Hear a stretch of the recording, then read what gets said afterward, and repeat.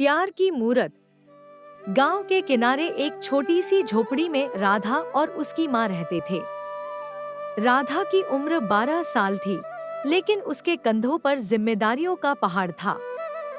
उसके पिता कुछ साल पहले एक बीमारी के कारण चल बसे थे और अब उसकी माँ सावित्री बीमार रहती थी।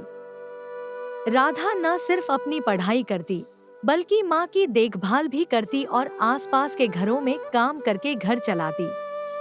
राधा का सपना था कि वह बड़ी होकर डॉक्टर बने ताकि कभी किसी को उसकी माँ की तरह दर्द न सहना पड़े।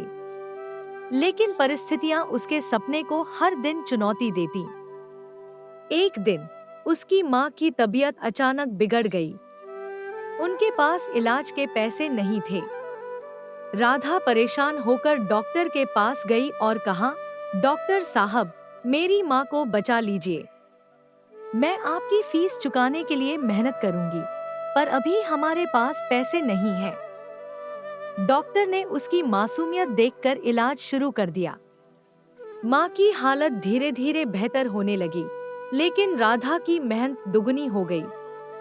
वह सुबह स्कूल जाती, दिन में घरों में बर्तन साफ करती और रात को माँ के पास बैठकर उसका ख्याल रखती।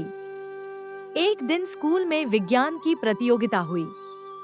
राधा ने उसमें भाग लिया और गांव में स्वास्थ्य सुविधाओं की कमी पर भाषण दिया। उसकी बातों ने वहां मौजूद सभी लोगों का दिल छू लिया।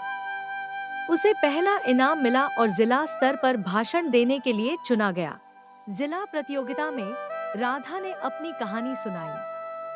उसने बताया कि कैसे उसने अपनी माँ को बिना सुविधाओं के संघर्ष करते देखा है और कैसे वह डॉक्टर बनकर गांव की स्थिति बदलना चाहती है।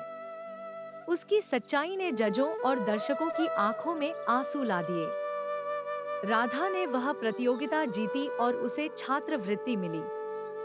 उसी छात्रवृत्ति के सहारे उसने अपनी पढ़ाई पूरी की और आखिरकार डॉक्टर बन गई।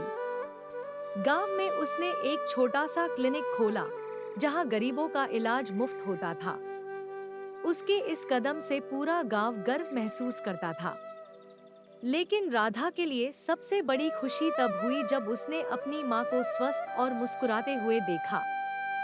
इस कहानी से यह सीख मिलती है कि मेहनत और प्यार से बड़ी कोई ताकत नहीं होती।